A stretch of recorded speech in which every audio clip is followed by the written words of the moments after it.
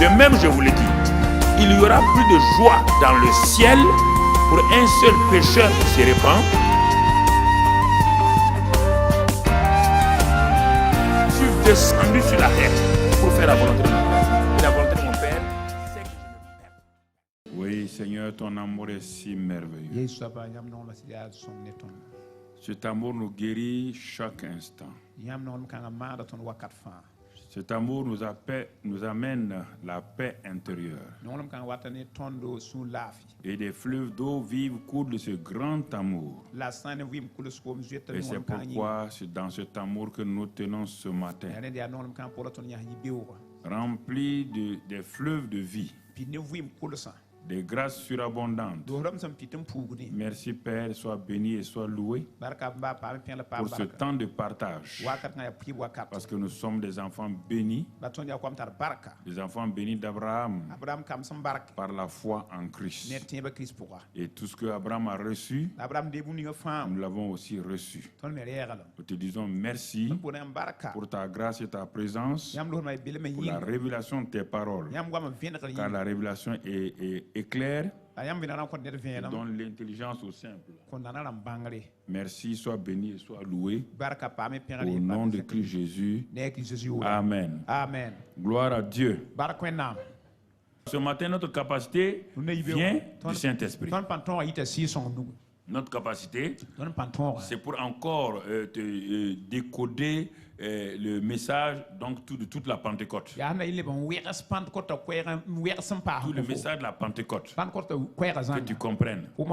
Et notre capacité vient, et dans 2 Corinthiens 3, et au verset 5 en particulier, il est écrit, ce n'est pas à dire que nous soyons par nous-mêmes capables de concevoir quelque chose comme venant de nous-mêmes.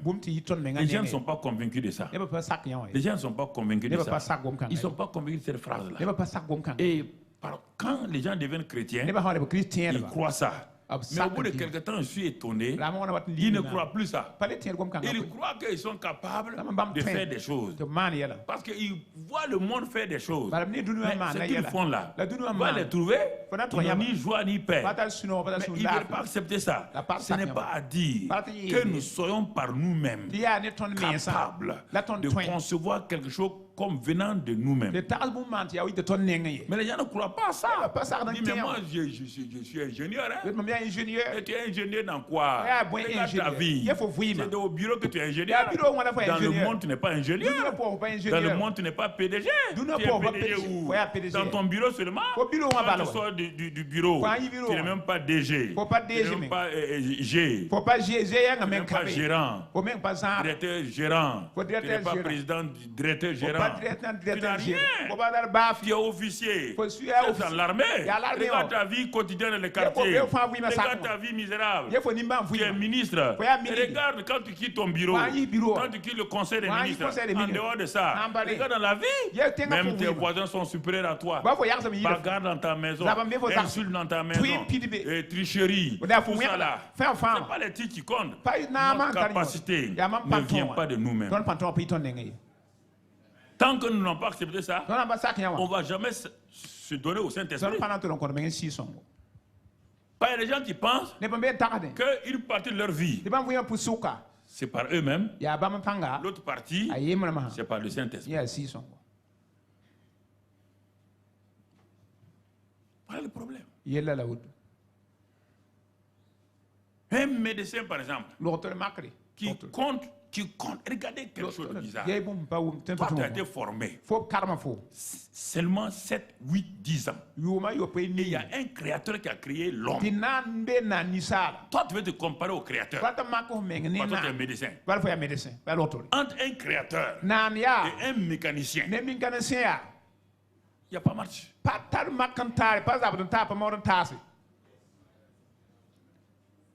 Un bon médecin chrétien, il dit, je ne peux pas par moi-même guérir les gens. Puisque aucun médecin ne guérit les gens.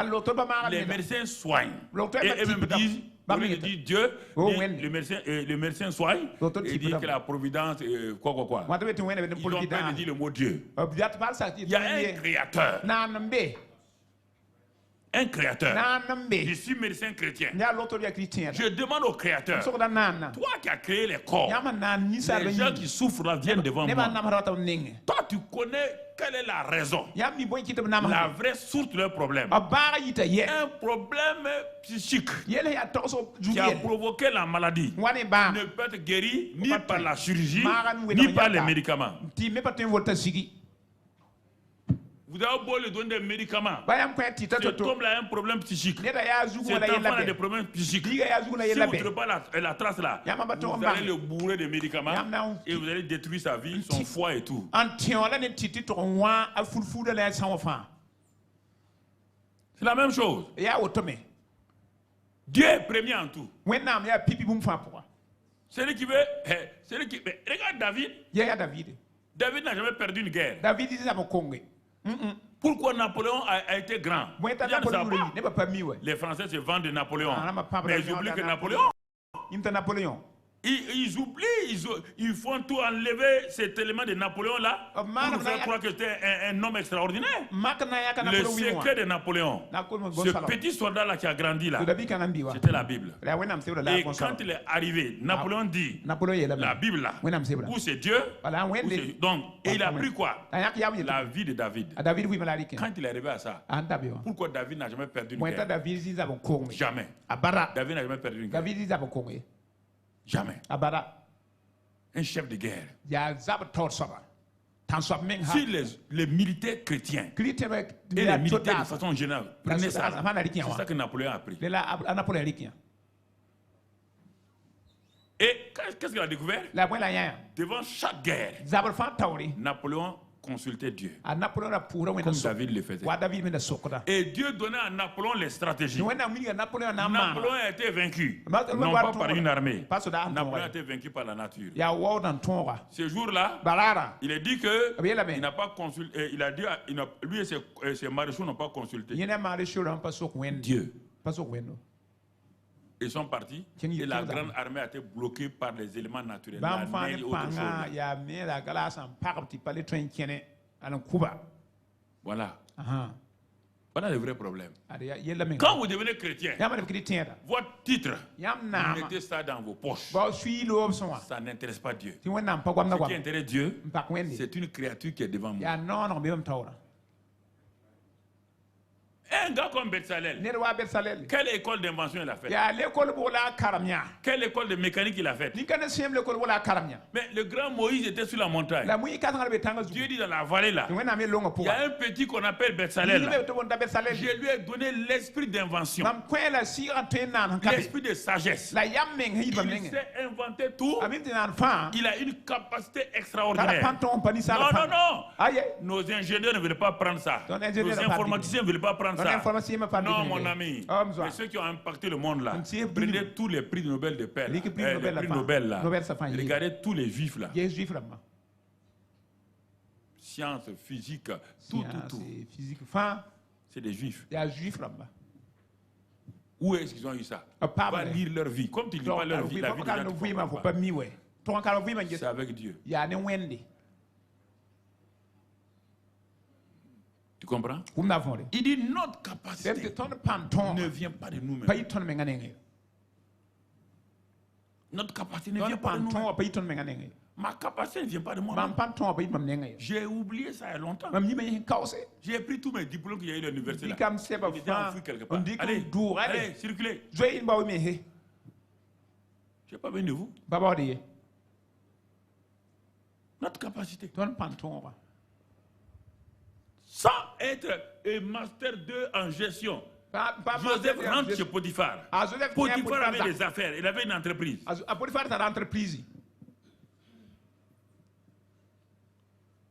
Regardez bien, vous ne lisez pas la Bible. Prenez Joseph. Il a commencé à s'entraîner comme gérant dans la maison de Potiphar. Dès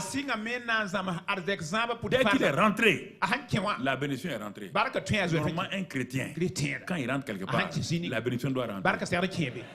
Non, mais non, je n'ai pas amen ici. Hein. J'ai dit qu'un chrétien, quand il rentre quelque part, les gens doivent le reconnaître. Les gens doivent voir qu'il y a quelqu'un qui est arrivé. Dans la maison de Potiphar, c'était calme. Dans la maison de Potiphar, c'était fade. Dans la maison de Potiphar, jusqu'à l'arrivée de Joseph. Toute la maison de Potiphar a changé. Tu es dans une entreprise, toute l'entreprise doit changer. Tu es dans un ministère, le ministère doit changer. Tu es où? Tu travailles où? Et on ne sait même pas que tu es chrétien. Où tu as déposé la sagesse de Dieu. Voici le vrai problème. Tout a changé. Dans la maison de Potiphar.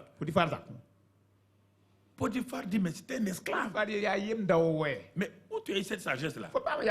Et à la fin, on dit que Potiphar lui a confié toutes ses affaires et il ne lui demande même pas de compte. C'est comme ça que les chrétiens doivent se comporter. Tu arrives quelque part, ton patron n'est pas chrétien. Au bout d'un an, 2 ans, ce patron-là, il peut être musulman. Il va te dire, mon ami, toi là, j'ai confiance. Même ses enfants disent, bon, on va laisser lui là, depuis qu'il est venu en entreprise, il est chrétien. Vraiment, Dieu avec nous. Non, non, non. Je vais vous amener dans des choses. Vous comptez sur vous-même. Bon, on va faire ceci. Bon, on a manqué tel marché. Ça fait quoi? Est-ce que tu as droit à tous les marchés? Demande à Dieu 3 bons marchés dans l'année. Ton affaire est finie.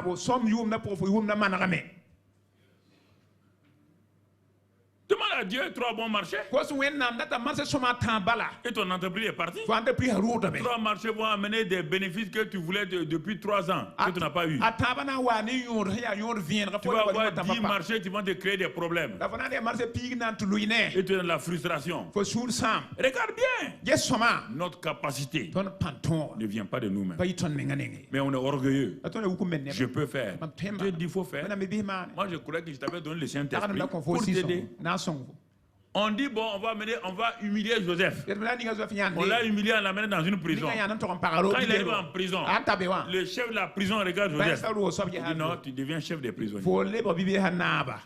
Regardez. Regardez la grâce de Dieu. Regardez la bénédiction de Dieu. La bénédiction de Dieu. Et toi, tu arrives quelque part, ça ne marche pas. Jamais. Quand je vais venir sur la série de la bénédiction de Dieu, tu seras étonné. Toi, tu es béni. Et quand toi, tu arrives quelque part, il n'y a rien qui change. Rien. Et tu es un béni. Un béni qui n'affecte pas les gens. Qui n'affecte pas son environnement. Qui n'affecte pas son environnement. Quand on l'a sorti, on l'a amené. Vous connaissez l'amusement. Quand vous lisez ces choses-là, c'est que vous ne connaissez pas la vie de l'esprit. Quand vous lisez ça, vous ne voyez pas votre vie. Vous ne voyez pas votre vie là-bas. Le puits, c'est quoi? C'est les persécutions fraternelles ou dans la famille. Ça n'a pas empêché Joseph de progresser. L'esclavage, c'est quoi? Donc tu comprends? C'est l'ennemi qui t'a pris dans un engrenage. Mais il ne peut pas empêcher ta nature. La prison, c'est quoi? Tu vois, c'est la limitation.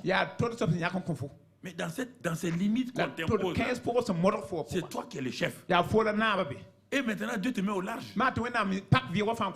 Dieu te met au large. On le fait sortir de la prison.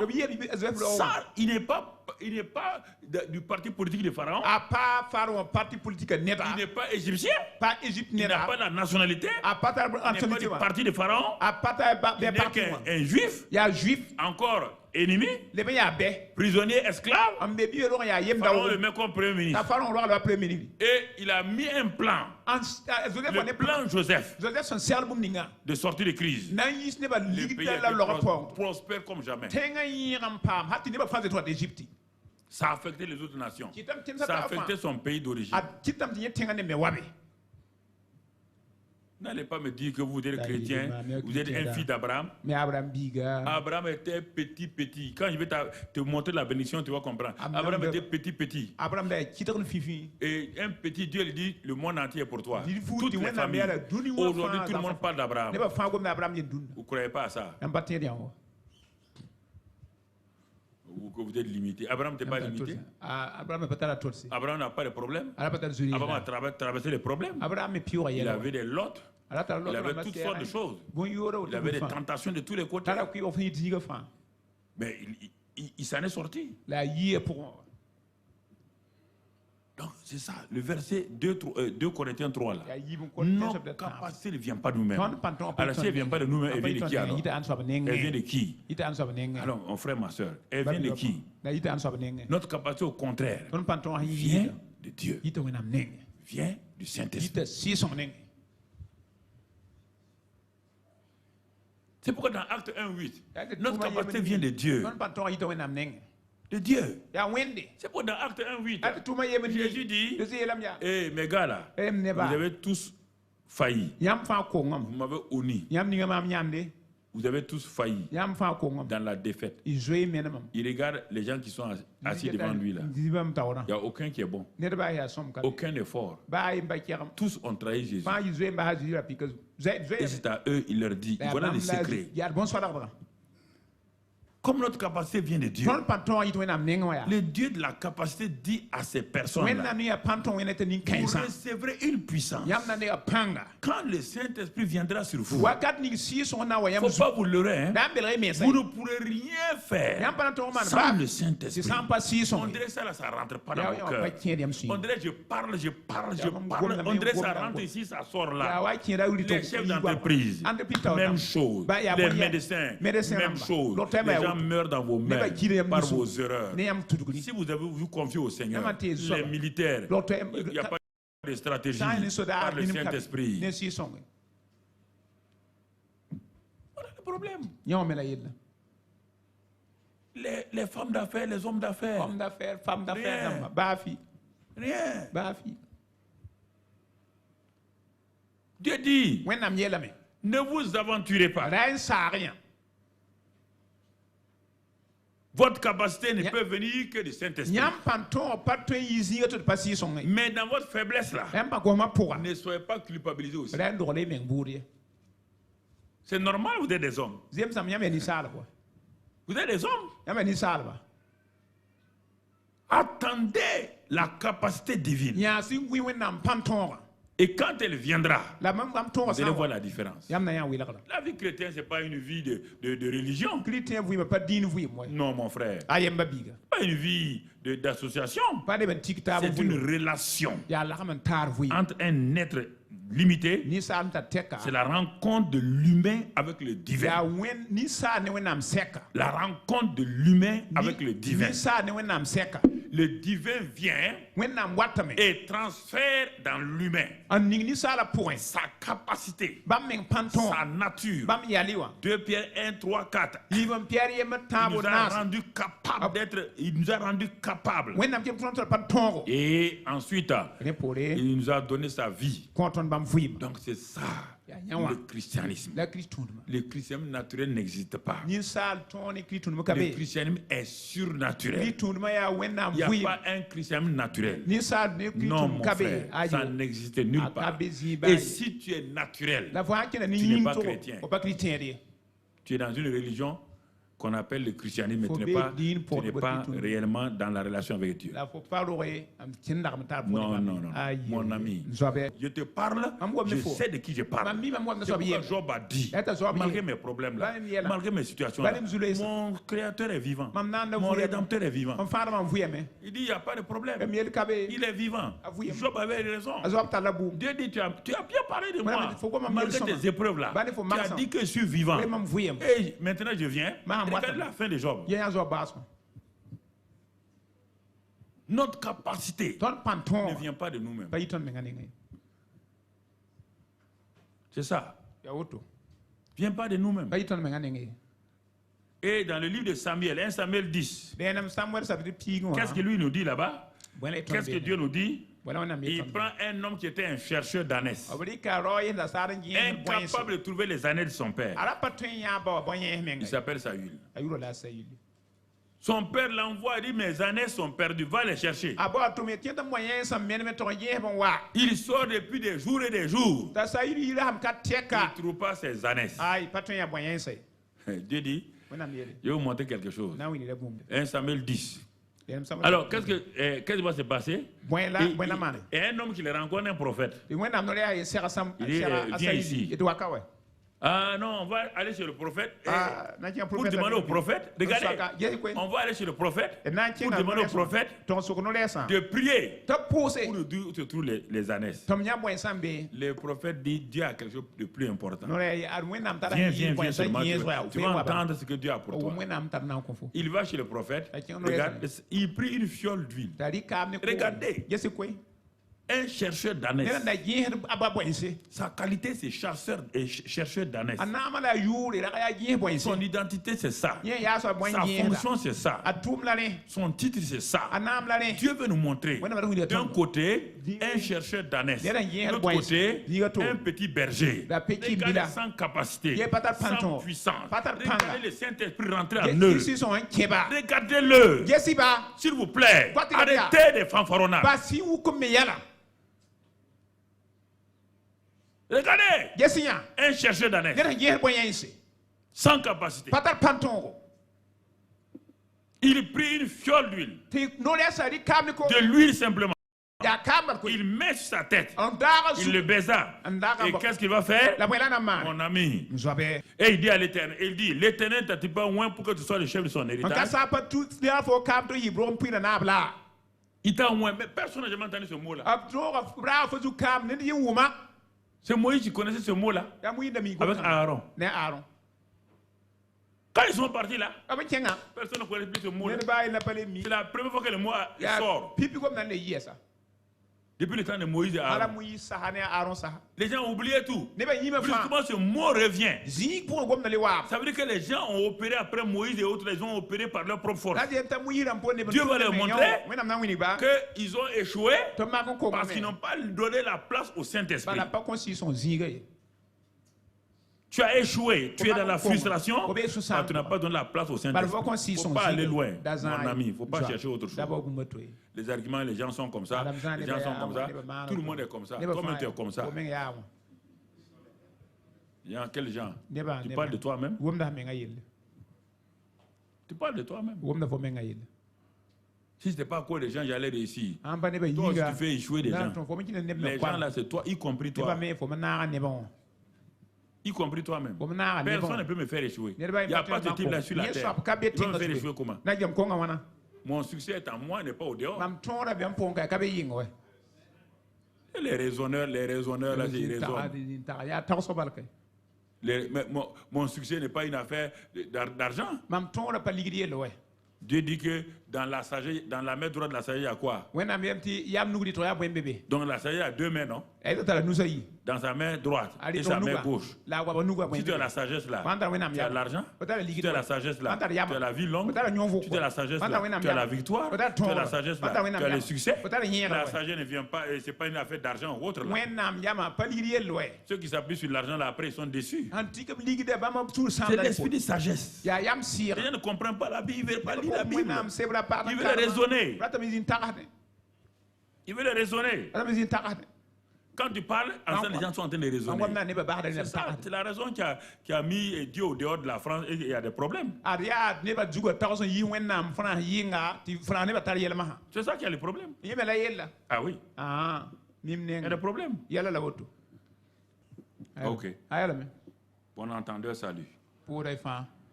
Tout le monde est dans ce danger aujourd'hui. Tout le monde veut raisonner.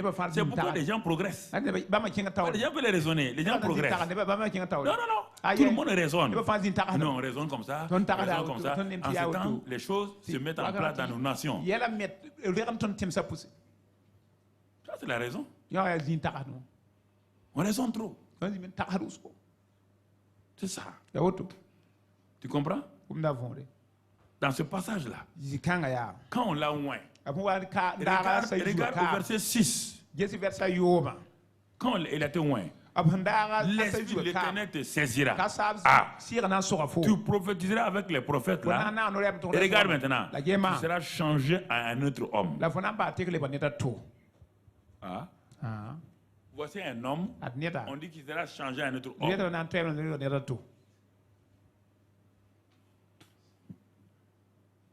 C'est ça. Qui va le changer? Le Saint-Esprit. Si le Saint-Esprit n'entre pas dans la vie de cet homme-là, il ne sera jamais un autre homme. Si tu ne laisses pas le Saint-Esprit rentrer en toi, tu ne seras jamais une autre femme. On va te connaître comme l'ancienne femme bagarreuse. Bagarreuse. Mais quand il rentre, même les femmes du quartier sont étonnées. Allons voir la femme là. Qu'est-ce qui lui est arrivé? Qu'est-ce qui est arrivé dans sa vie? Et le verset 9. Ce que le prophète a dit là, dès que Saül eut tourné le dos pour se séparer de Samuel, Dieu lui donna un autre cœur. Notre capacité vient de Dieu. En faisant quoi? Dieu nous donne un autre cœur. C'est ça qu'on appelle la nouvelle naissance. Ça s'appelle la nouvelle création. C'est pas fini. Et quand un autre cœur, tous ces signes s'accomplissent le même jour. Les autres signes là vont venir.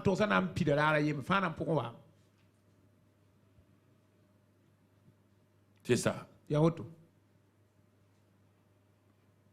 Autre homme que nous voyons. Lui s'appelle Esaïe. On l'a vu pendant le séminaire. Il s'est placé comme prédicateur. Hey, toi tu es prédicateur. Mais quel est ton message? Malheur. Toi tu es prédicateur. Oui. Quel est ton message? Malheur à ceux qui construisent les villas. Il dit, mais s'ils ne construisent pas les villas, ils vont faire quoi? Non. Malheur. On dit, mais quel deuxième malheur? Malheur aux buveurs de vin. Ah, personne n'aimait écouter ces messages. Il vient encore. Il va dire malheur à ceux qui se marient aussi. Regarde un gars. Il veut être prédicateur. Il n'a pas la capacité. C'est quoi déjà veut être pasteur? Il n'a pas la capacité, il raconte des histoires.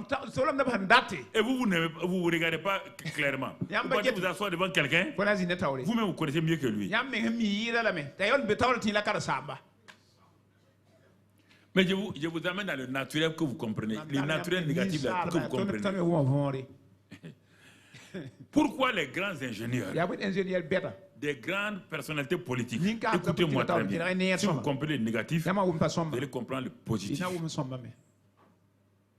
Pourquoi les grands ingénieurs, les grands hommes d'État s'en vont s'asseoir devant un analphabète? Parce qu'on dit que l'analphabète a quoi? La puissance. Non, je vous pose la question. Ça, c'est le négatif. Ils quittent leur villa. Ils quittent leur étage. Ils prennent avec leur voiture la route goudronnée. Ils arrivent quelque part, on dit telle personne, on dit va prendre le sentier là. Lui qui ne veut même pas que ses enfants touchent sa voiture. Voilà sa voiture maintenant parmi les épines là. Les épines là grattent sa voiture. Pourquoi? Il est en train d'aller rencontrer qui? Un soi-disant homme quoi? Puissant. Quand il arrive, cet homme qui... Même s'il voit la poussière dans sa maison là, quand il voit la poussière sur la chaise là, il gronde les enfants. Mais pourquoi il y a la poussière ici? Pourquoi il y a ça ici? Pourquoi il y a ça ici? Il s'en va. Cet homme qui veut consulter là, il est dans une case ronde, sans chaise, sans tabouret. Il a que des nattes. Il dit à l'homme là, l'homme lui dit, il n'y a pas de problème. Il n'y a pas de problème. Toi qui refuses de t'asseoir dans un fauteuil où il y a un peu de poussière, tu es assis maintenant sur la natte.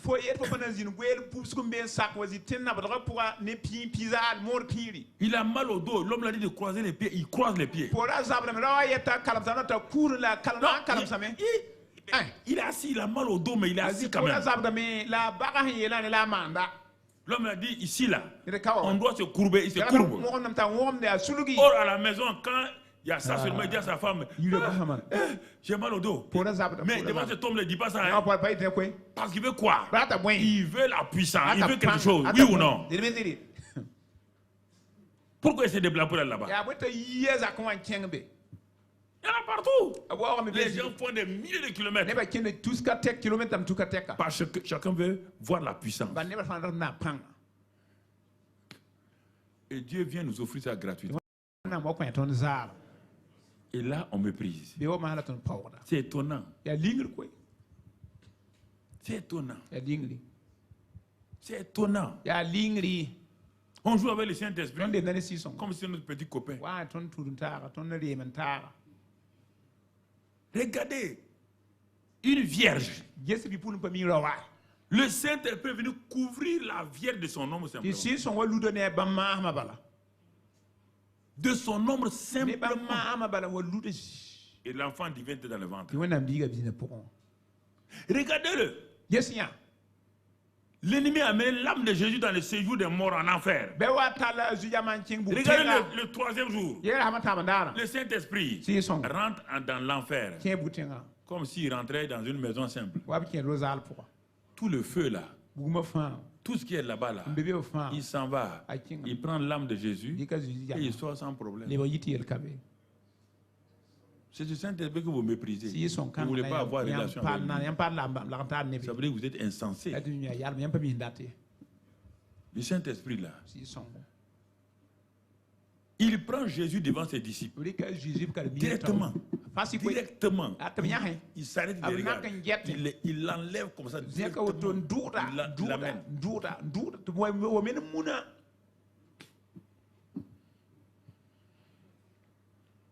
Ce Saint-Esprit-là, un prophète meurt, il s'appelle Élisée.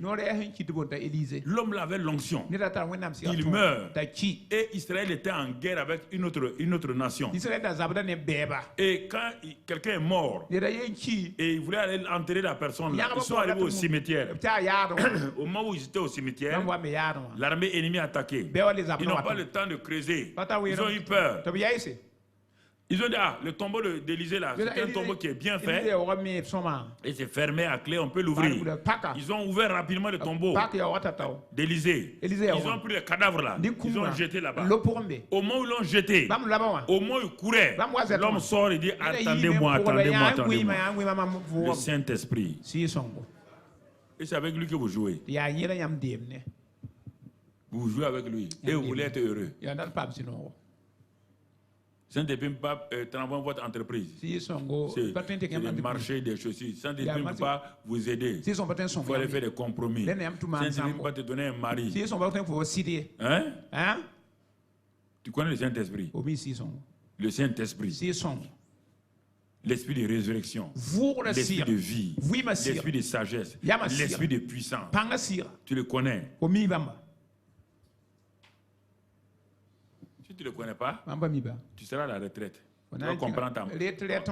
Tu es bien aujourd'hui. À la retraite là, tu vas comprendre que tu n'as rien.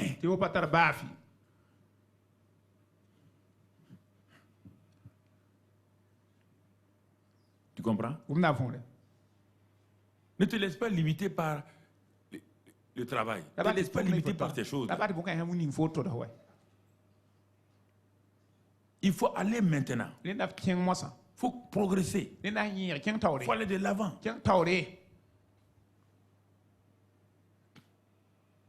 Tu comprends?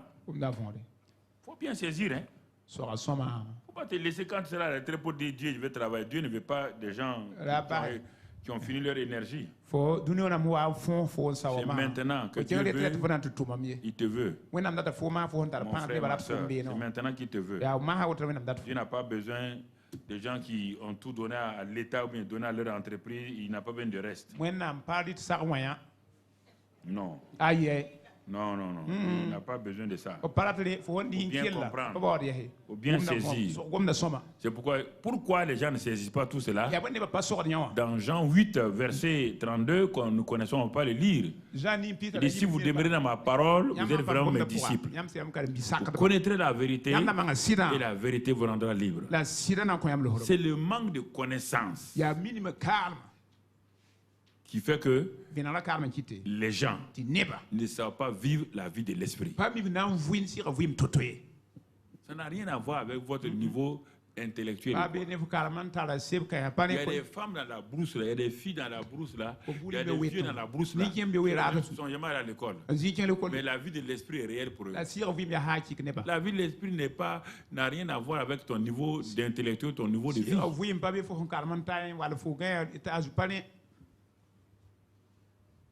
Il y a des choses quand si les gens écoutaient, ils seraient heureux. Mon frère, ma soeur. Alors, regarde bien. Notre faiblesse. Parfois, nous disons, moi je suis faible. J'entends ça, papa, il faut prier pour moi. Je suis... Non.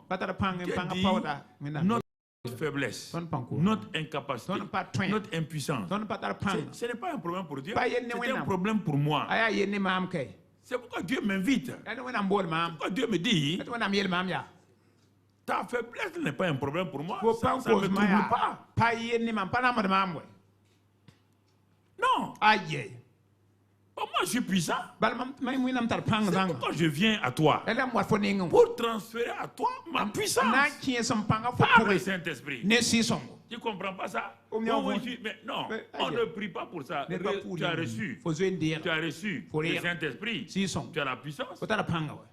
Mais développe ta relation avec lui. Mais toi, tu ne développes pas ta relation avec lui. Regardez. Regardons quelqu'un là. Les disciples ont dit à Jésus, donne-nous, fais grandir notre foi. Jésus dit, il dit, ah bon? Faites grandir votre foi. On ne peut pas grandir la foi. Si vous avez la foi, ça augmente la foi. Il dit non. Si vous avez la foi simplement, si vous l'avez, si c'est la foi, vous direz la foi parle. Mais si je vous augmente la foi, comment vous saurez qu'on a augmenté la foi? Comment on augmente la foi? Avec quoi? Entonnoir? Il va mettre en vous la foi. Non, c'est ça, dans leur tête, c'est ça. Jésus dit, mais si vous avez la foi comme un grain de sénévé, vous direz à cette montagne-là, elle n'a qu'à se déplacer. Devant chaque problème, connectez-vous à Dieu. Sachez que le Saint-Esprit est là. Et maintenant, parlez. Parlez. Parlez. Pas discuter. Mais vous oubliez que votre bouche là, elle produit la mort et la vie. Deux choses.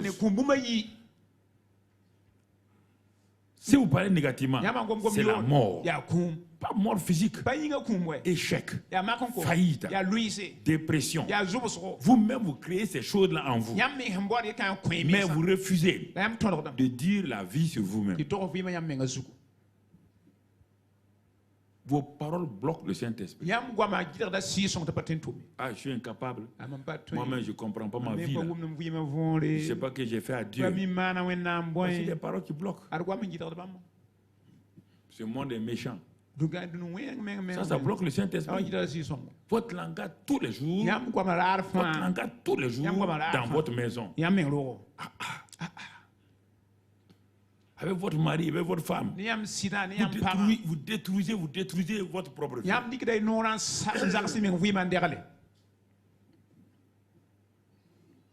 Mon frère.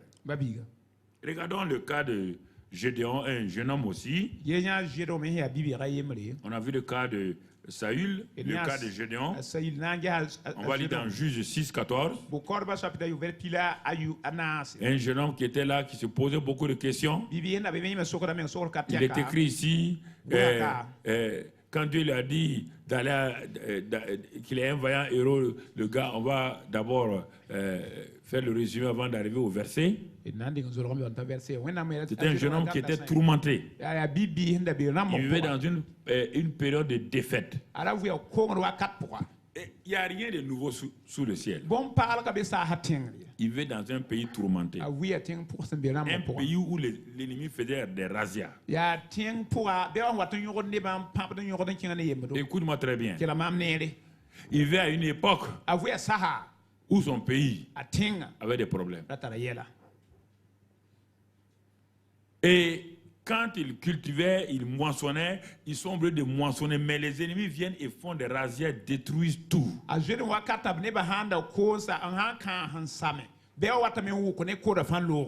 Tout le monde tremblait dans le pays. La peur avait envahi. Mais pourtant, ce pays-là, c'est un pays de Dieu. Mais ils avaient oublié Dieu. Ils avaient complètement oublié Dieu. Les voilà. Et la jeune génération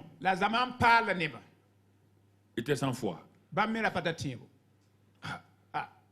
On parle de Dieu, mais les gens font le contraire. Les gens vont au temple, mais quand ils sortent, ils font le contraire. Dans les maisons, les parents ne vivent pas la foi. La jeunesse a dit, bon, il faut qu'on vive comme ça. Et le représentant de la jeunesse s'appelle Gédéon. Le représentant. L'échantillon de la jeunesse. La jeunesse est représentée par un jeune homme appelé Gédéon.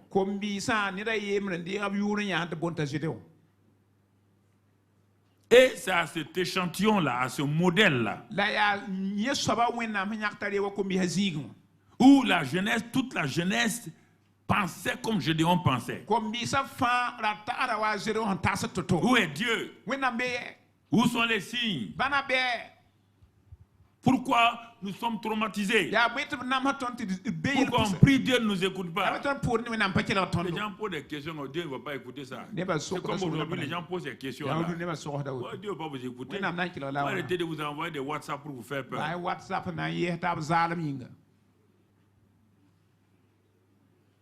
Regardez. Et Dieu amène une bonne nouvelle. Il est tellement dans le négatif. Dieu lui dit salut vaillant héros. Il dit c'est pas le temps de dire des mots comme ça. C'est que nous on ne veut pas la. Nous sommes dans l'insécurité. Nous sommes dans ça. Vaillant héros. Voilà comment les gens pensent. La peur qui a envahi les nations aujourd'hui. Et les gens disent tout ça. Quand tu écoutes les radios, quand tu écoutes ici, quand tu écoutes cela, ils se créent des peurs eux-mêmes.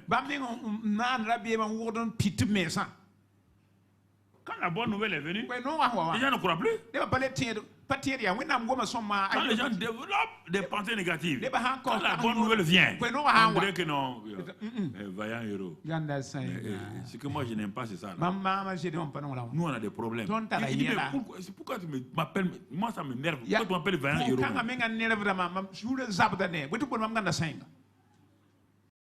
Et puis il ne reconnaît pas que c'est Dieu. Hein? Il ne sait pas que c'est Dieu qui lui parle. Toi, dans tes pensées, tu dis où est Dieu? On parlait de Dieu là, où est Dieu? Dieu vient te dire vaillant héros. Pourquoi tu me parles de ça? Si j'étais vaillant héros, pourquoi notre pays est comme ça? Pourquoi nous souffrons comme ça? Pourquoi ma famille est comme ça? Quand la mentalité est dans la défaite, quand on va mauvaise nouvelle, les gens ne croient pas. Je ne crois pas. J'ai lu l'histoire de deux Américains qui étaient, après la guerre du Vietnam, là. Quand ils sont arrivés à à avoir la victoire. Bon, ils étaient cachés parce que les Viet Cong avaient tout. Ils avaient bloqué et ils étaient partis quelque part, ils étaient cachés. Ils ne sortaient pas. Mais quand la guerre est finie, pendant plus de 5-6 mois, cet officier avec son soldat là se cachait. Quand ils entendaient les hélicoptères, ils entendaient ils se cachaient. En ce temps, les armes, ce sont les armées qui les cherchaient. Ils se cachaient. La bonne nouvelle là, non. On dit que la guerre est... Mais il ne croit pas ça. Il a fallu que les parachutistes la descendent, rapetissent les endroits. On est parti les trouver terrés dans des maisonnettes et dans des choses, dans des huttes là. On dit mais la guerre est finie. La guerre est finie. Tu es sûr, hein? Ils sont sortis de la pointe des pieds. La guerre est finie. Vaillant héros. Non, non, non. Qui te parle de vaillant héros? Qui est en train de te parler? Il faut voir qui te parle. Qui te parle? Et il commence à discuter. Verset 14. On revient maintenant. L'Éternel se tourna vers lui et dit, va avec cette force que tu as. Voilà tous les secrets. Un homme incapable, un homme impuissant. Dieu lui dit, va avec cette force que tu as et délivre Israël la main des Madians. N'est-ce pas moi qui t'envoie? Tous les écrits dans ce verset. Quand Dieu dit allez, vous avez la puissance. Et vous répondez comme je demande textuellement. Regardez sa réponse. Envoie-le-nous verset 6. Gédéon lui dit, ah mon Seigneur, avec quoi délivrer Israël? Les gens pensent qu'il y a toujours quelque chose. Dieu dit qu'il est avec toi. Le Saint-Esprit dit qu'il est avec toi. Il dit quoi? Il y a quelqu'un qui, quand tu parles de quoi, est-ce qu'il y a comparaison entre quoi et qui? Quoi, c'est un moyen. Qui? C'est une personne. Dieu dit, je suis avec toi. Va délivrer. Va avec la force que tu as. Laquelle? Ma force à moi.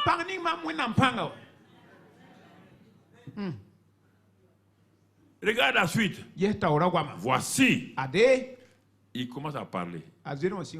Pourquoi vous regardez vos situations? Ma famille est la plus pauvre. Et je suis le plus petit dans la maison. Pourquoi vous n'arrivez pas à avoir confiance en vous? Pourquoi? Mais si vous voulez vous comparer à votre situation, vous ne verrez jamais. Quand Dieu vient et dit, va, je suis avec toi. Il nous a dit dans Matthieu 28, allez par tout le monde. Je suis avec vous tous les jours jusqu'à la fin du monde. La fin du monde est arrivée. La fin du monde est arrivée. Il dit qu'il est avec nous. Ah, tu ne t'assois pas, prends ces choses-là. Dis, le Seigneur est avec moi. Il est avec moi aujourd'hui. Aujourd'hui encore, il est avec moi. Pour parler mal, vous ouvrez votre bouche. Pour parler bien, fermez votre bouche. Et vous remuez la tête. Vous parlez mal là. C'est votre tête que vous remuez. C'est pas votre bouche, non? La grande bouche là est ouverte. Pour critiquer, pour insulter. Mais quand c'est pour dire du bien, c'est la tête. Quelle est cette histoire là? On te dit que par ta bouche, tu te détruis par ta bouche. Toi-même, tu te donnes la vie. Mais ouvre ta bouche pour te donner la vie. Ouvre ta bouche. On ne peut rien pour quelqu'un. Écoutez, la prière ne peut pas changer quelqu'un. C'est ce que tu fais de la parole de Dieu. C'est ce que tu pratiques tous les jours. Mon frère, ma soeur, Dieu connaît ta faiblesse. Dieu sait que tu es faible. Humainement, tu es faible. Tu es incapable. Tu es imparfait. Dieu sait cela. Homme, femme, Dieu sait cela. Dieu sait que malgré ta jeunesse, tu ne peux rien faire. Il s'est adressé à un jeune. Si c'était adressé à un vieillard encore, on peut dire, mais c'est un jeune. Mais même ce jeune-là dit qu'il est faible. Donc c'est pourquoi mon frère, dans le verset 16, pourquoi Dieu dit cela? Le verset 16 va te montrer quelque chose d'important. Le verset 16. L'Éternel dit, je serai avec toi et tu battras Madian comme un seul homme. Dieu réduit toute l'armée de Madian en quoi? En un seul. C'est ça le secret de Dieu. Le Saint-Esprit, quand il te conduit, la situation qui est là, il te réduit ça comme un petit caillou. Tu comprends? Alors quand tu comprends ça là, et le verset 33 et 34, le secret c'est verset 33-34. Tout Madian, Amalek et les filles de l'Orient se rassemblèrent. Ils passaient le Jourdain et campèrent dans la vallée de Jezreel. Gédéon fut revêtu de quoi? Voilà, le secret est là. Gédéon parlait. Dieu dit, attends, on n'a pas fini. Je n'ai pas tiré par toi-même. Le secret c'est quoi? Gédéon fut revêtu de l'esprit de l'Éternel. Tu vois, non? Le secret va lire dans Luc. Luc 4. Est-ce que vous pouvez nous amener ça à Luc 4 si c'est possible? Luc 4 et verset 14. Tu vois ici, Juge 6, 34. Gédéon fut revêtu de l'esprit de l'Éternel. Si tu lis dans Luc chapitre 4 verset 14, Jésus revêtu de la puissance de l'esprit. Même Jésus. Vous voulez que je vous dise quoi? Vous voulez que je prêche quoi? Je vous dise quoi? Gédéon, un homme imparfait, faible. Il est revêtu de quoi? Jésus, un homme parfait, sans péché. Mais pour faire l'œuvre de Dieu, il doit être revêtu de quoi? De qui? La puissance du Saint-Esprit. C'est simplement ça. Simplement ça. Votre christianisme ne sera pas un christianisme surnaturel. Tant que vous voulez vivre simplement en allant à l'église, en apportant ceci ou cela, bon, c'est bien. Mais mon ami, ça va t'amener nulle part. C'est pas une religion. C'est une vie. C'est une relation. C'est ça. Ça, c'est Gédéon. On va prendre un autre homme. Et Gédéon a libéré son peuple. C'est vrai, après, il va commettre des bêtises, mais il a libéré quand même son peuple. Prenons un autre homme pour te montrer un homme qui a été élevé, un homme puissant en parole et en œuvre. Il a grandi dans le pays le plus puissant du monde de l'époque. Il s'appelle donc Moïse. Il a grandi dans un pays très fort, comme les États-Unis aujourd'hui. L'armée la plus puissante, l'économie la plus puissante, donc la politique la plus puissante. Et Pharaon régnait sur le monde de l'époque. C'est là-bas que le petit Moïse a été élevé.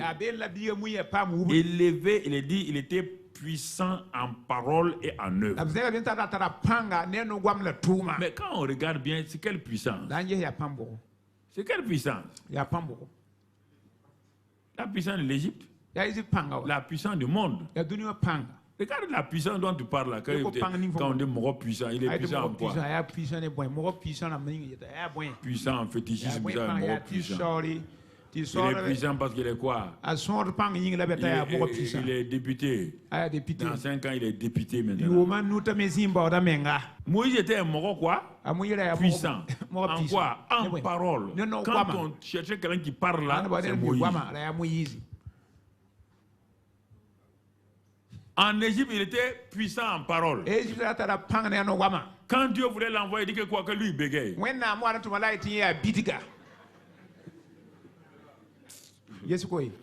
Faut le laisser.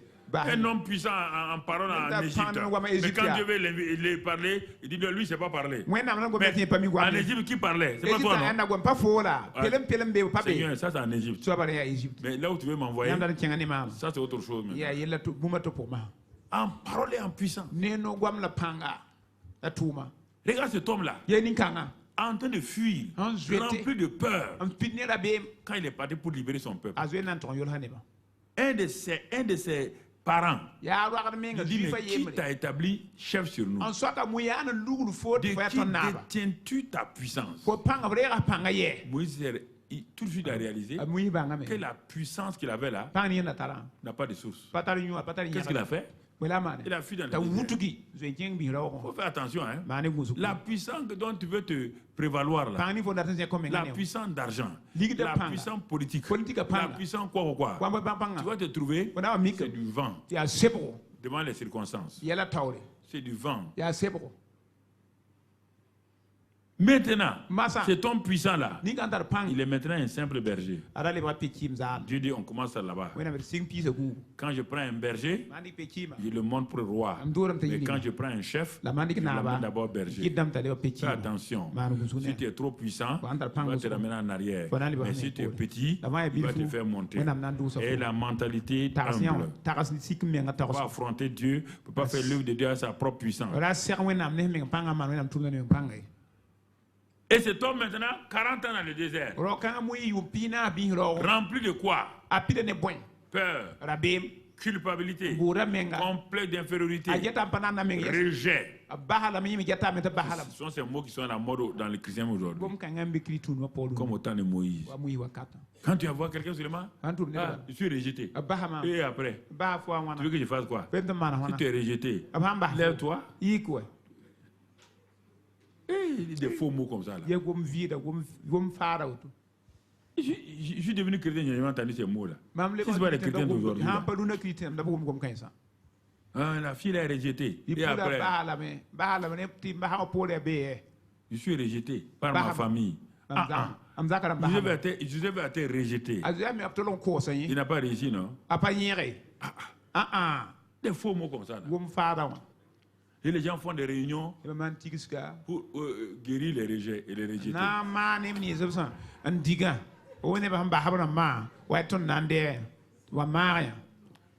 Quelle est cette histoire-là? Rejeté.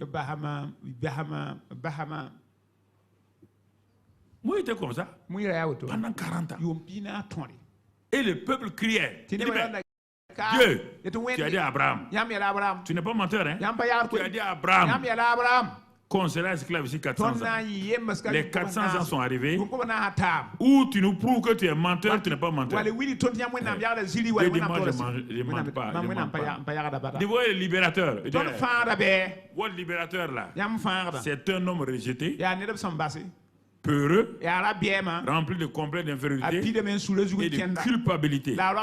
Son passé le retient comme une corde. Alors qu'est-ce qu'on doit faire? Il dit non, je vais m'en occuper. Il faut des grands moyens ici là. Le gars est déjà enterré. Dans sa tête, il est fini. C'est votre tête qui vous crée problème. Dans votre tête, vous êtes fini. Dans votre tête, vous êtes mort. Dans votre tête, vous avez échoué. Vous allez échouer. C'est votre tête qui vous détermine tout ça. Philippiens 4, verset 8 dit quoi? Que tout ce qui est vrai, tout ce qui est pur, tout ce qui mérite l'approbation, tout ce qui est digne de louange, soit l'objet de vos pensées. Mais vous, vos pensées, c'est la mort, c'est la faim, c'est l'humiliation. Vous allez avoir ça. On ne peut rien faire. Tu utilises les grands moyens, un buisson ardent. Un buisson faible. Faible. On met le feu à un buisson. En 5 minutes, le buisson est transformé en cendre.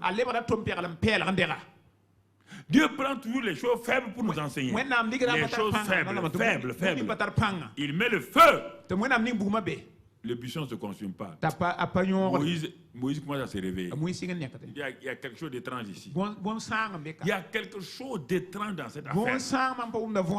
Dieu dit, tu vas comprendre maintenant qu'il n'y a rien de faible que moi je ne peux pas utiliser. Et il vient pour voir le buisson là. Quelle est cette chose étrange là? Quand il s'approche, Dieu dit celui est saint. Enlève tes chaussures. Il regarde le buisson. Ses pensées tournent et retournent. Et c'est devant ce buisson que Dieu va faire la délivrance de Moïse. Exode 3, Exode 4, tout ça là. On ne sait pas combien de jours ça a pris. Mais là, Dieu va travailler. Il dit, mais je suis descendu. J'ai été obligé de descendre. Moi, Dieu, je ne descends pas. Si je descends, c'est que la situation est grave. Je suis descendu pour voir, pour écouter, regarder mon peuple. J'ai entendu, j'ai vu, et je suis descendu. Moïse dit, c'est bien. Tu es descendu, c'est bien. Ah oui, ça c'est bon. Il dit, mais non. Quand moi je descends, je n'opère pas. J'opère à travers les hommes. Tu as vu le buisson là? Tu as vu ma puissance sur le buisson de où? Il dit, c'est pourquoi je suis venu. Il dit, tu descends au buisson là. Et Dieu parle vite. C'est toi qui vas les libérer. Il dit, moi, qui suis-je? Vous voyez les problèmes? Les gens croient qu'ils sont humbles en disant qui suis-je? Vous savez, moi je suis le plus petit. Hein. Ça, c'est un langage anti-biblique. Je suis le plus petit. Je suis humble. Je suis ceci ou cela. Non, non, mon frère. Arrête ces histoires. Dieu dit, moi je ne tiens pas compte de ça. Je n'ai pas demandé au faible Moïse d'aller. Attends, je n'ai pas fini. Moi je sais qui je suis. Je vais te rendre capable. Moïse a discuté, il a donné tous les arguments. On arrive maintenant dans Exode 4 et tu vas voir quelque chose. On va aller verset par verset. Moïse répondit, ils ne me croiront point. Premier point que Dieu veut que le Saint-Esprit travaille dans ta vie ce matin-là, c'est que tu ne crois pas en toi-même. Et c'est pourquoi tu dis que les gens ne te croiront point. Voici le premier obstacle qui empêche la capacité de Dieu de se manifester en toi. Tu n'as pas confiance en toi-même. Tu ne crois pas en toi-même. Non, non, non, non, non, non, non, non. Comment Dieu, Dieu, est-ce que tu me connais? Ils ne me croiront pas.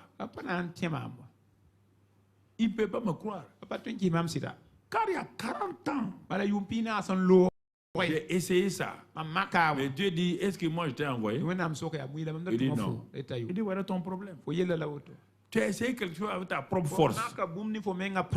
Beaucoup d'entre vous, vous voulez obéir à Dieu. Vous avez fait des choses sans Dieu et maintenant vous êtes dans la défaite, dans la culpabilité, et vous voulez mettre ça sur Dieu.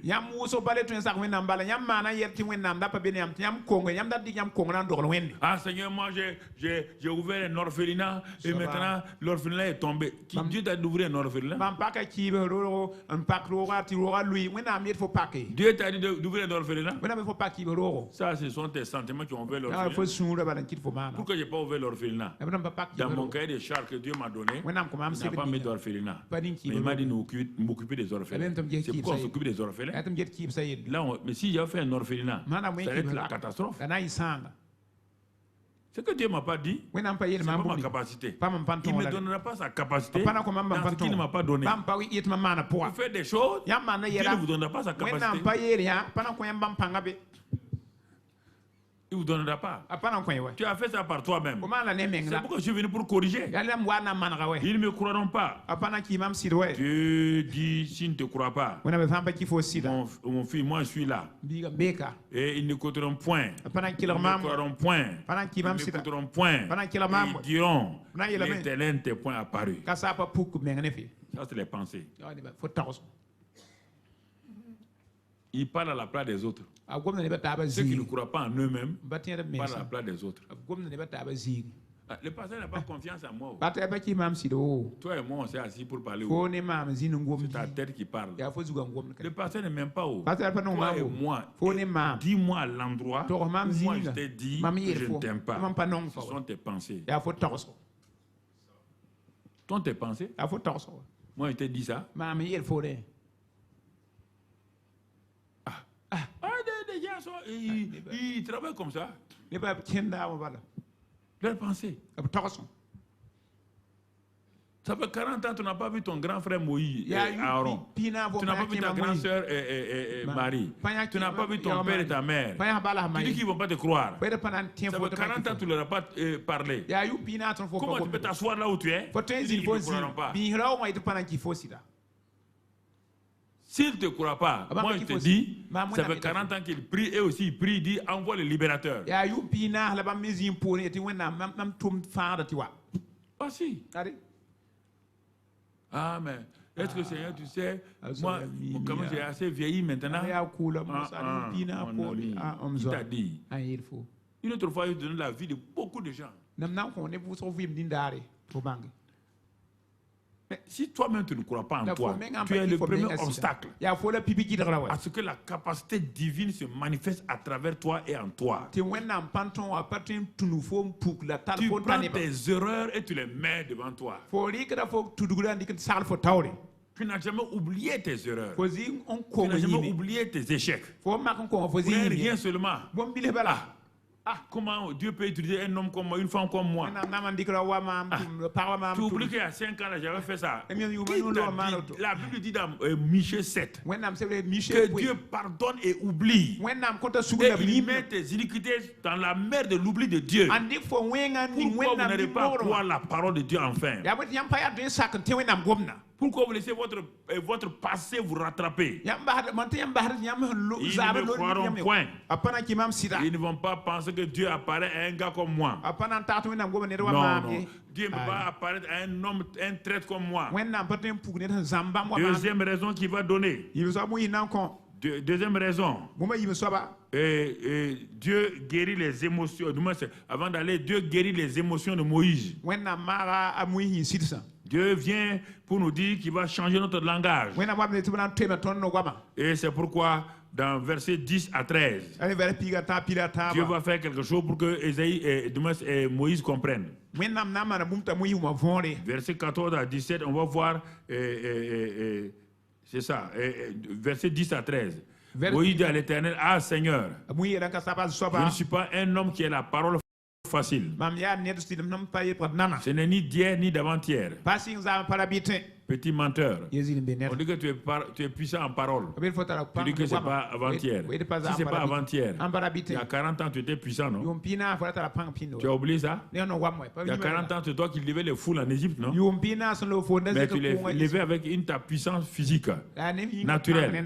Ni même depuis que tu parles à ton serviteur. Dieu dit, qui guérit les langues? C'est moi. Je guéris la langue de l'homme. J'ai guéri la langue de l'homme. Quand Ésaïe parlait, j'ai guéri sa langue. J'ai dit à un de mes chérubins de prendre une pierre étincelante, de mettre sur les lèvres d'Ésaïe. Son langage va changer.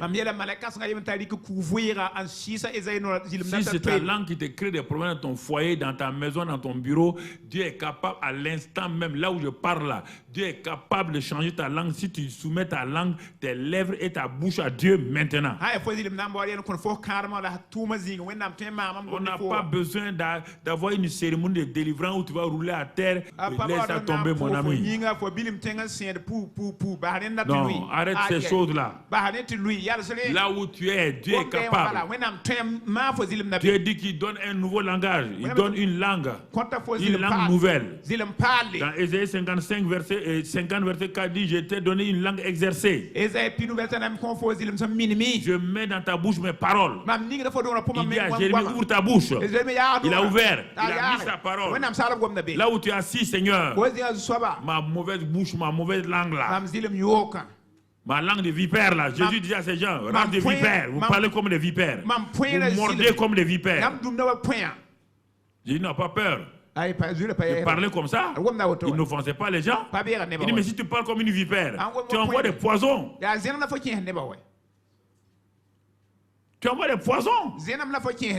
Et tu te tues toi-même.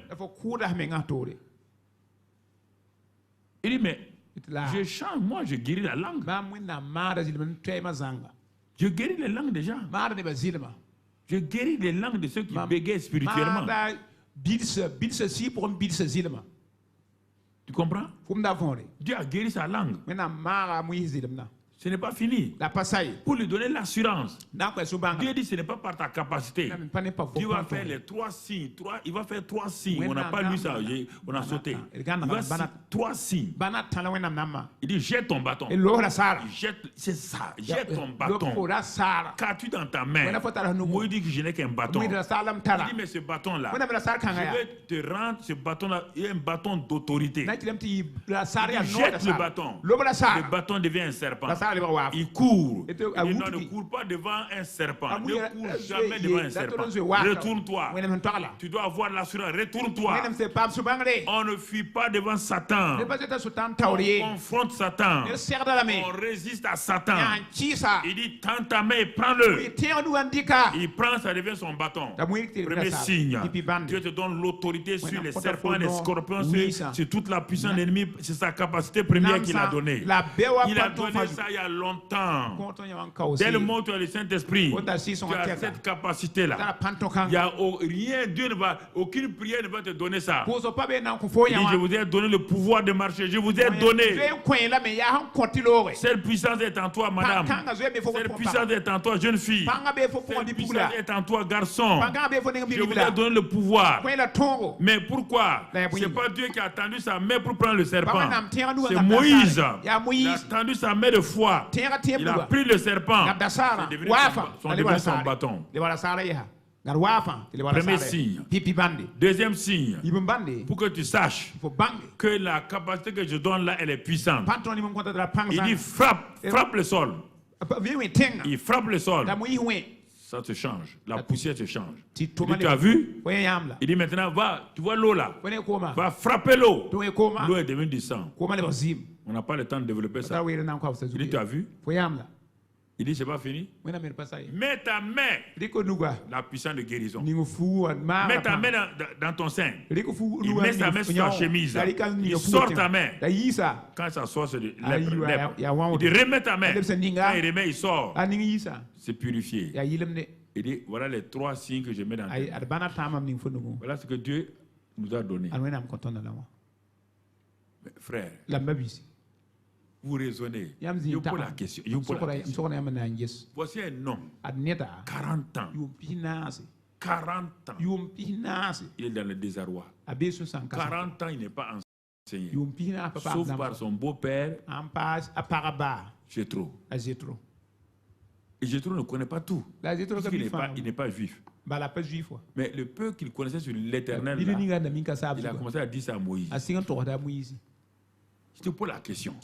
Moïse n'a pas, il n'est pas dans une assemblée. Il n'a pas de Bible. Puisque toute la Bible va commencer par ça. C'est lui qui va écrire les premiers livres. Il ne les a pas encore écrits. Le gars, il ne connaît pas Dieu. Mais le voit, il rencontre Dieu pour la première fois. Et toi, tu veux me contredire. Et tu as dit que toi tu es pire que Moïse. Mais regarde l'homme ici. L'homme que Dieu va utiliser là, regarde-le dans ses limites. Regarde-le.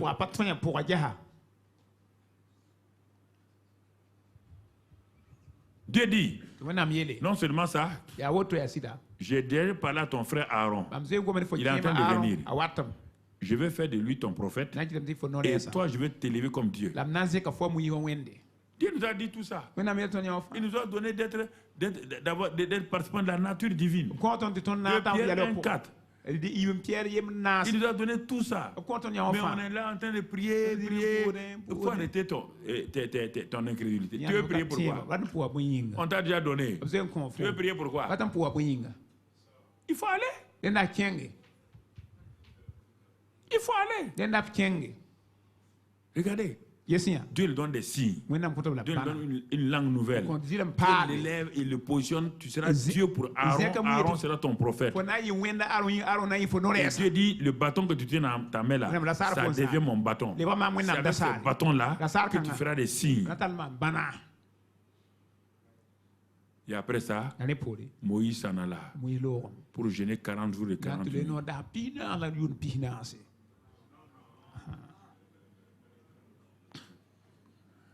Après ça, Moïse a déclaré une convention, une réunion de prière. Il est parti réunir sa femme, ses enfants. Et on va faire une réunion de prière. Dieu a parlé. Quand il est parti, il a fait quoi? Il est parti trouver son beau-père. Est-ce que le bâton l'avait changé? Hein? C'était toujours le même bâton, non? Est-ce que quelque chose avait changé dans Moïse? Est-ce que Moïse est devenu grand? Est-ce que Moïse sentait la puissance? Moïse s'est appuyé sur quoi? Sur la parole. Sur la parole de Dieu. Sur la parole de Dieu. Et quand il est parti, ayant parlé à son beau-père, je retourne. Il n'a pas discuté. Il n'a pas parlé de son passé. Moïse n'a plus parlé de son passé. C'est terminé. Arrêtez de me fatiguer au passé là.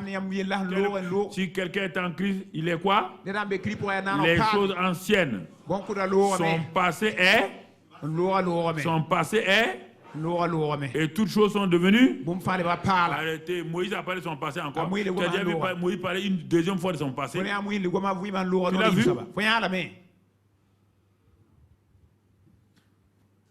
Parlez de votre passé, passé. Passé. C'est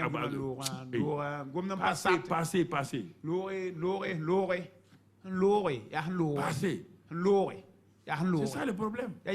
Ce qui est passé, tu parles de ça. Il est parti. Mais regardez le parti, regardez-le. Pharaon n'a pas changé. Sa puissance n'a pas changé. Les magiciens de Pharaon n'ont pas changé. Moïse, il a rencontré Dieu. Lui-même a rencontré le divin. La capacité divine est venue sur lui. Quand est-ce qu'il saura qu'il a la capacité divine? C'est devant Pharaon. C'est devant les problèmes. C'est devant les problèmes que tu sais que le Saint-Esprit est là. Le Saint-Esprit ne viendra pas te faire guili quand il n'y a rien. Le Saint-Esprit agit quand tu as des problèmes. Il dit, n'oublie pas ma fille, hein? Je suis là. Regardez une chose bizarre. Une chose bizarre. Regardez les anciens chants là. Mais quand j'écoute ça, quand je prépare le message, le Saint-Esprit dit, regarde bien. Il dit, regarde vos gens là, qu'est-ce qu'ils chantent? Il dit, la plupart d'eux, ils chantent un chant. Il dit, je suis fort, fort. Oui, plus que vainqueur, par le sang de Jésus. Il dit, ils chantent ça. Ils chantent que je suis fort. Quand ils ont fini, ils partent demander à quelqu'un, prie que j'ai la force. Mais c'est ça que les gens font. C'est ça que vous faites. Chante, tout le monde compris. Tu viens de déclarer que tu es quoi? Je suis quoi? Pourquoi tu vas aller demander qu'on prie pour toi?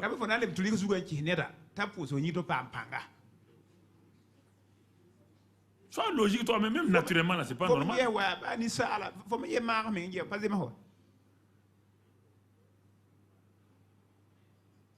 Tu es fort. Tu as déclaré que tu es fort. Manifeste la force. Ma force est en Christ. Mais si ta force est en Christ, pourquoi tu veux qu'on prie pour toi? Mais pourquoi vous vivez une vie de contradiction comme ça? Vous ne voulez pas vous séparer de vos idoles. Avant que, entre le temps où Dieu a parlé à Gédéon et le temps où Gédéon a manifesté la puissance de Dieu, il y avait un obstacle. C'était quoi? L'autel de Baal de qui? De son? Voici la seule chose qui a empêché la puissance de Gédéon de se manifester. C'était l'autel de Baal. Et de la maison de son père. C'est ça, mon frère. Je termine ce matin. Tu regardes? Moïse est parti. Les sorciers, les magiciens dont il avait peur là. Il n'a plus peur. Il est rentré chez Pharaon comme si ce n'était pas le même Pharaon. Le même homme puissant là. Il rentre, il sort. À un point qu'un jour les magiciens de Pharaon disent, Pharaon, c'est Moïse qui est venu là. Tu as vu le miracle qu'ils ont fait là? Dit c'est le doigt de Dieu. On ne peut plus rien faire.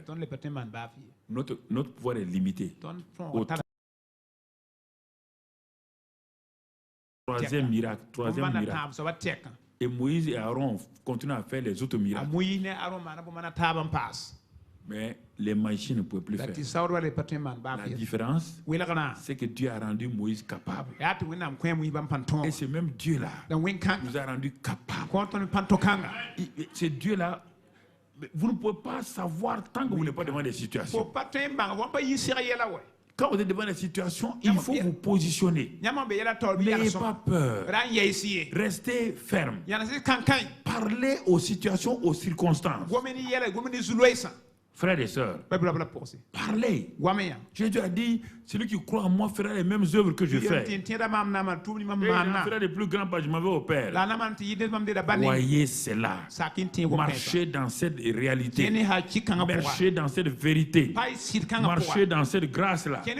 Marchez dans ce que Dieu m'a donné, la capacité, m'a rendu capable par le Saint-Esprit. Dis avec moi, Seigneur, je sais une chose, que malgré ma faiblesse, mon incapacité, je me réjouis de la suprême bénédiction que tu as fait reposer sur ma vie par le don du Saint-Esprit. Ce glorieux Saint-Esprit qui est venu dans ma vie, qui m'a donné la vie divine, qui m'a rendu capable, qui m'a oint et qui manifeste ses dons à travers moi. Seigneur, je refuse de laisser mon passé, mes culpabilités, mes complexes me dominer. Seigneur, car mon passé est révolu. Car quelqu'un qui est en Christ est une nouvelle création. Les choses anciennes sont passées. Je refuse de laisser mon passé, mes échecs, mes péchés confessés, mes faiblesses venir m'embrouiller, me séduire, me faire souffrir. Seigneur, tu m'as délivré de la puissance des ténèbres et tu m'as transféré par le Saint-Esprit dans le royaume du Fils de ton amour. Dans ce Fils-là, j'ai la rédemption, j'ai la rémission des péchés. Comme tu as oint Gédéon, tu as oint Saül, tu as oint David, tu as oint Moïse. Je suis ton homme, ta femme. que tu as oint aussi. Je crois, Seigneur, que cette onction est en moi, demeure en moi, comme 1 Jean 2, 20, 27 le dit. L'onction demeure en moi, et par cette onction, je puis tout par Christ, qui est ma force. C'est ma force. Je n'ai pas d'autre force. Cette force est en moi, et je marche par cette force-là. Merci, Seigneur. Cette force est avec moi tous les jours, dans n'importe quel endroit, dans n'importe quelle circonstance. C'est pourquoi je refuse de vivre dans la peur, dans la culpabilité. Je refuse de vivre dans le complexe d'infériorité. Merci, Père, pour cette grâce. Je fonctionne par pure grâce. Merci. Sois béni et sois loué. Au nom de Christ Jésus, je suis oint. J'ai la force de Dieu. Je vais avec cette force-là. Circonstances, situations, difficultés, je vous résiste. Satan et démon, je vous résiste au nom de Christ Jésus, car la capacité divine qui est en moi, qui est sur moi, m'a rendu capable d'être vainqueur. Je suis plus que vainqueur. Devant toutes ces situations, Dieu m'a rendu plus que vainqueur. Merci, Père. Au nom de Christ Jésus, je le crois. Sois béni et sois loué. Au nom de Jésus. Amen. Acclame le Seigneur.